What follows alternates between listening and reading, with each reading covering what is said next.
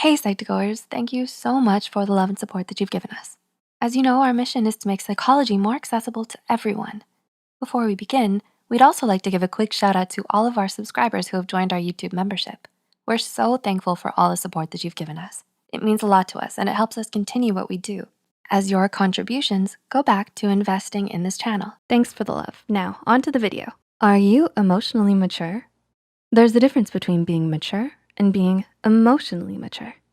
You can have a receding hairline and be over 6 feet tall and still not be emotionally mature. So what does it mean to be emotionally mature? When someone is emotionally mature, they can manage their feelings in nearly any situation. They possess empathy for others and often know how to de-escalate a conflict if necessary. They're the person you go to when you have a tough issue you need to talk about. Sounds great, right? Well, to help you get a grasp on your emotions, here are 8 ways to become more emotionally mature. Number 1, identify your emotions. How can we get a grasp on our emotions if we don't first know what we're feeling? It might seem silly that you must identify your emotions, but before you get into a heated fight or start breaking down into a sob, do you know what led you there? Maybe a simple irritation over a comment someone made found its way deep into your thoughts, and you carried that anger with you for the rest of the day. If you first recognize what you're feeling, then you can start to understand why and resolve it for yourself. Try leaving a tally in a journal every time you feel angry or irritated, and for every time you feel sad or empty. Then ask yourself why you felt that way. Being aware and understanding why you feel these things can help you manage your emotions.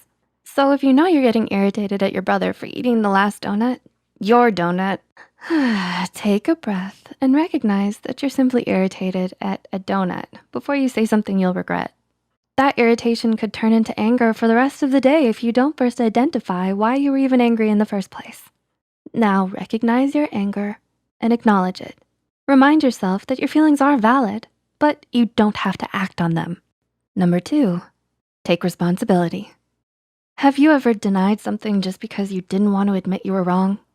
Sometimes reality can be hard to face, but it's more mature to take responsibility for our actions instead of brushing them away. If we simply ignore that we were wrong during an argument or don't take action on things that are our responsibilities, we can never learn and grow from our mistakes. Being aware, holding yourself accountable, recognizing you were wrong, and learning from your mistakes shows that you're emotionally mature. Not only that, next time you're in the same situation, you won't make the same mistake twice. Number 3, find a role model. If you struggle with how quickly you react negatively in stressful situations, try looking towards someone you admire as a guide. What would they do? If someone you admire acts in an emotionally mature and positive way in tough situations, it's great to use them as a role model. Like Mother Teresa. What a role model.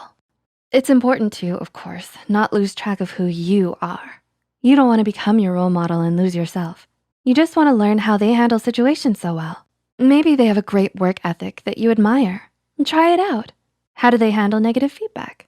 Calm and smoothly? Worth a try. So next time you're in a tough situation, think, what would Mother Teresa do? Number 4, keep a thought diary.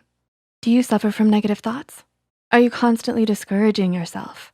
Do you point out your flaws every time you look in the mirror or complete a project? It's important to our mental health that we work towards having positive thoughts as opposed to negative ones. While we may think, oh, it's just one negative thought, no big deal, these negative comments we make to ourselves start to pile up. Soon, you're left with a harsh thinking pattern that will often take the lead when it comes to what you think. These thought processes are usually automatic and can become habitual. We don't wanna think of ourselves or others in a negative light, but negativity can find a way inside of our minds. A good way to think positive is to practice cognitive reconstructuring. This can be done by keeping a thought diary. Write down what you feel every day. What were some thoughts that raced through your mind? What did you stress about? Was it worth it? What are some alternative ways to look at the situation? Our worry can be valid, but when we open up our diary and see the same thoughts take up our day over and over, we may realize they weren't worth worrying about at all.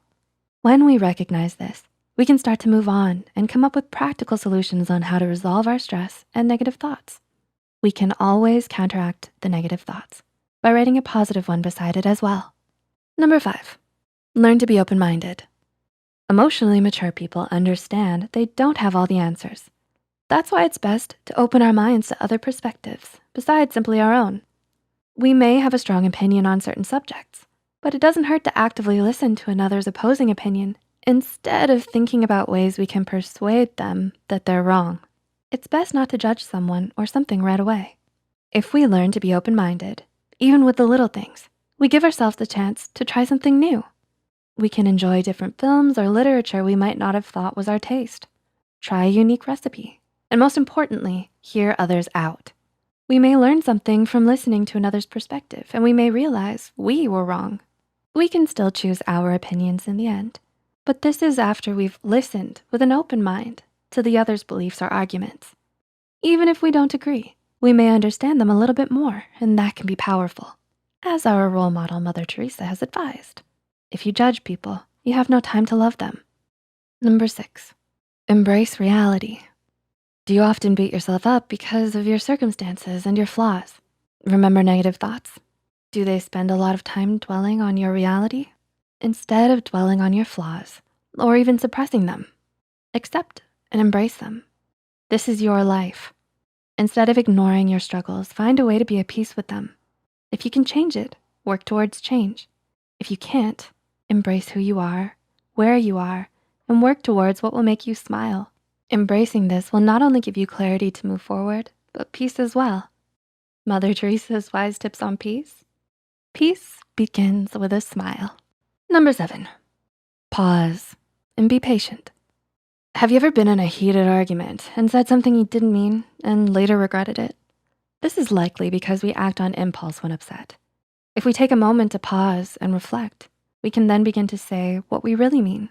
Simply expressing how we feel and why can turn a situation around by not only making the other person understand you, but yourself as well.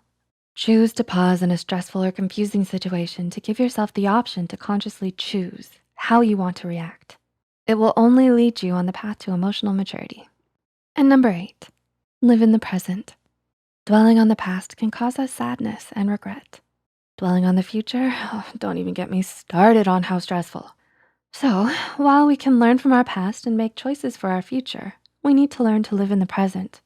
If we're present and make conscious decisions, we're less likely to react negatively or fall into old habits. Being present is powerful. It's the only moment we can act, choose, experience, and enjoy if we allow ourselves to. We can't change the past, and we can't jump to the future. So why waste the precious time we have dwelling upon them? Life is happening now, as we speak, in front of you. And as Mother Teresa would say, yesterday is gone. Tomorrow has not yet come. We have only today. Let us begin. So, are you emotionally mature? Did you find these tips helpful? Let us know which one of these tips you'll follow in the comments below. Make sure to like and subscribe to Psych2Go for more psychology content and advice. And if you know someone who's emotionally immature, it might not hurt to share this video. Emotional maturity, here you come.